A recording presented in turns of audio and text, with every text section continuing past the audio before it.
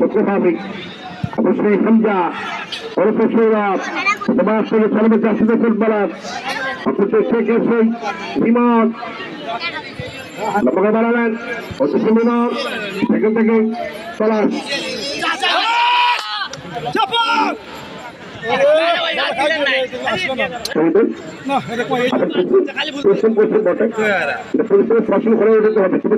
আনোয়ার নামের দুর্গ যেগুলো থাকবেন